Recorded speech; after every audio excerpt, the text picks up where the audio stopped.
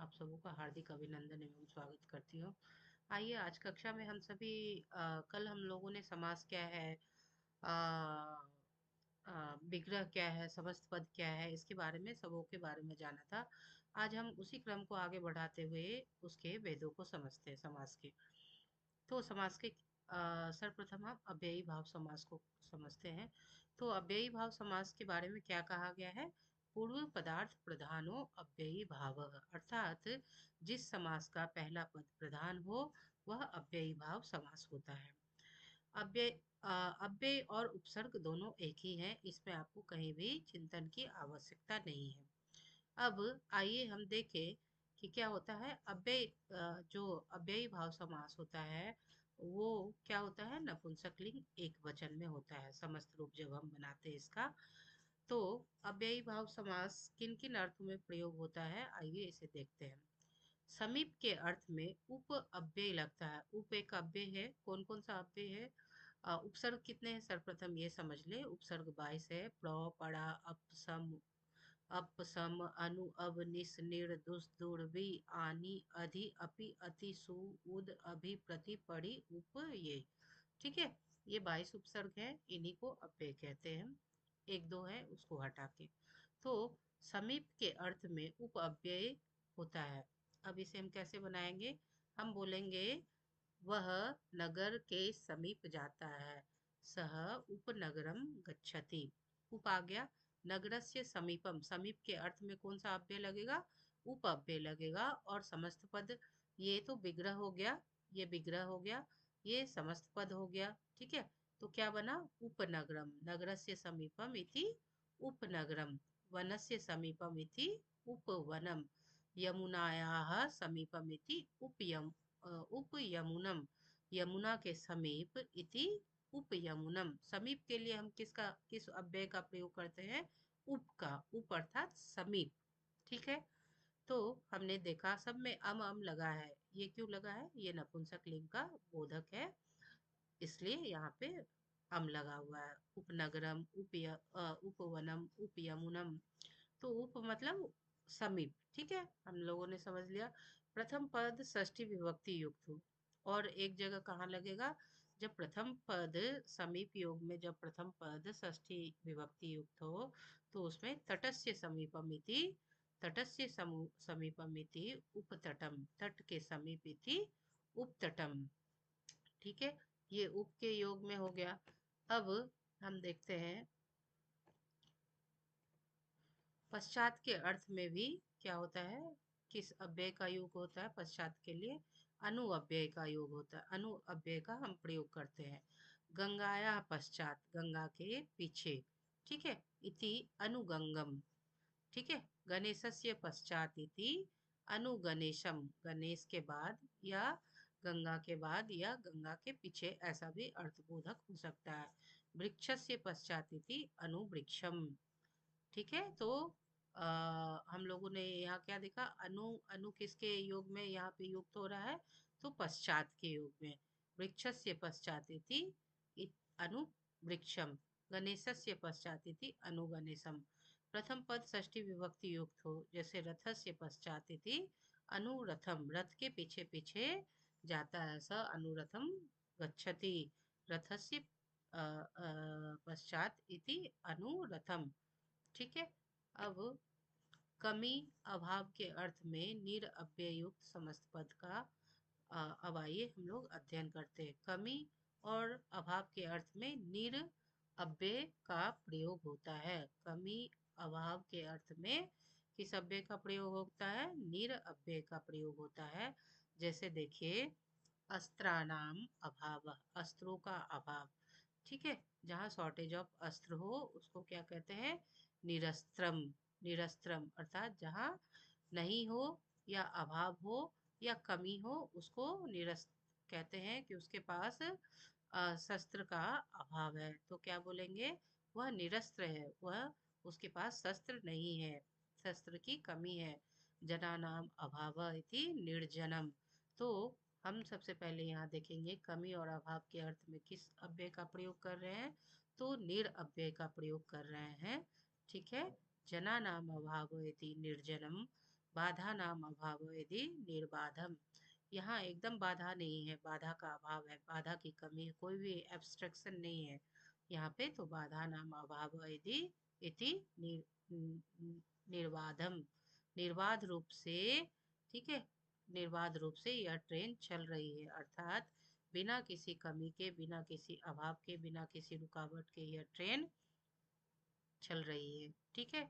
तो प्रथम पद षष्ठी विभक्ति युक्त शंका नाम अभाव, जहाँ शंकाओं का अभाव हो उसे क्या कहते हैं? निशंकम। जहाँ शंका नहीं हो, डाउट नहीं हो, where there is no doubt, that's called निशंकम। वह क्या कहलाता है? निशंकम, निशंक व्यक्ति, अर्थात इसमें शंका की बहुत कमी है। तो हमने यहाँ देखा कमी और अभाव के अर्थ के लिए हम कौन सा अव्यय यूज करते हैं? निर अव्यय का प्रयोग करते हैं। अब आइए सह सहितम, साथ सहित के अर्थ में सौ अव्यय युक्त समस्त पद का प्रयोग देखते हैं। सौ सहितम, सह अर्थात साथ, पिता के साथ, पुस्तक के साथ, रमा के साथ, लता के साथ, साथ और सहित अर्थ में, ठीक है। वह भात, वह चावल सहित दाल को खाता है। तो आइए इस सह सात अव्यय को कैसे बनाते हैं इसे देखें।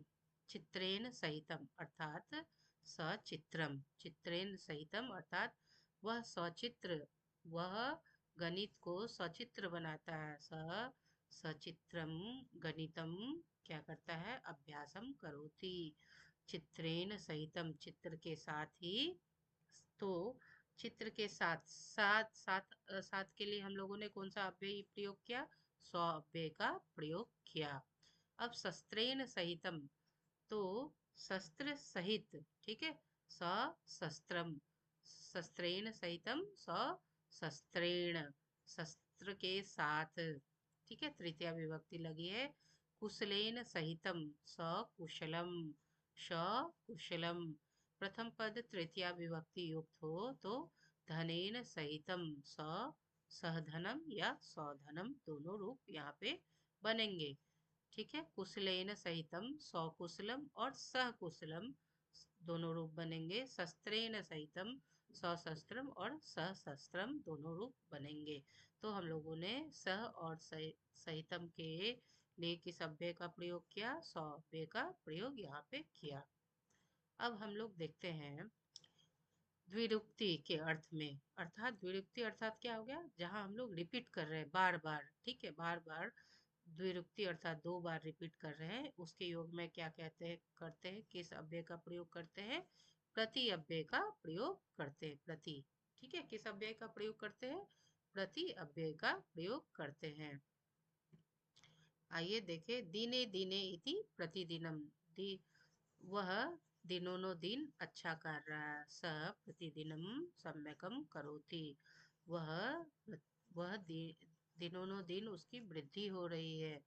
या ग्रामे ग्रामे इति प्रति ग्रामम, वह गांव गांव में जाता है। स प्रति ग्रामम गच्छति, छने छने, छन छन में यह अपना रूप बदल रहा है। तो प्रति क्षणम यह अपना रूप बदल रहा है।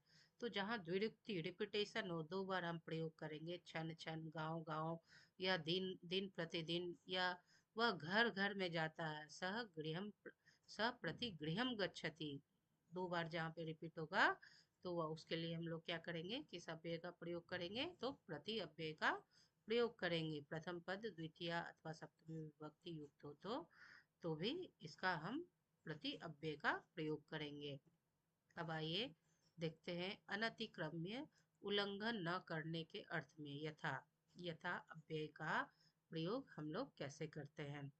विविध, विविध अनतिक्रम्य, यथा विधि, ये विधि होगा। विधि अनतिक्रम्य अर्थात जहाँ पे जो शास्त्र में विधि दी गई है हम उसके अनुसार ही क्या कह रहे हैं, इसको थोड़ा आप लोग सही कर लेंगे। विधि अनतिक्रम्य अर्थात यथा विधि, विधि के अनुसार, जो शास्त्रवत विधि है, जो विधि बना दिया गया, जो नियम बना दिया गया है, हम उसका उल्लंघन नहीं कर रहे हैं, हम उस विधि के अंतर्गत रहकर ही अपना काम कर रहे हैं। तो क्या होगा? यथा विधि। स्थानम अनतिक्रम्य, हम उस स्थान का उल्लंघन नहीं करके जो स्थान हमें दिया गया है उसमें ही हम अपने कार्यों को कर रहे हैं। तो क्या होगा, जहाँ उल्लंघन नहीं करते हैं उसको क्या कहते हैं, यथास्थानम। जो स्थान दे दिया गया है हम लोगों को, प्रथम पद द्वितीय विभक्ति से युक्त हो। जैसे पूर्वम, अनतिक्रम्य, यथा पूर्वम, पूर्व का भी हमने उल्लंघन नहीं किया है, हम उसको भी साथ लेके चल रहे हैं, तो क्या बोलेंगे, पूर्वम अनतिक्रम्य यथा पूर्वम। रुचिम अनतिक्रम्य, उसकी रुचि के अनुसार, उसकी रुचि का उल्लंघन न करते हुए ही हम काम कर रहे हैं, तो रुचिम अनतिक्रम्य यथा यथा रुचि। ठीक है।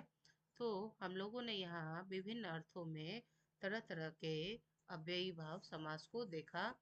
और क्या है, आ, तो ये अव्ययी भाव समास आज हम लोगों ने पढ़ा। कल हम लोग तत्पुरुष समास का अध्ययन करेंगे। आप लोगों को कहीं भी किसी तरह की समस्या इसमें नजर आए तो क्या करें, कमेंट करें, मैसेज करें, और ज़्यादा से ज़्यादा चैनल को लाइक करें, शेयर करें, सब्सक्राइब करें। तब तक के लिए नमस्कार।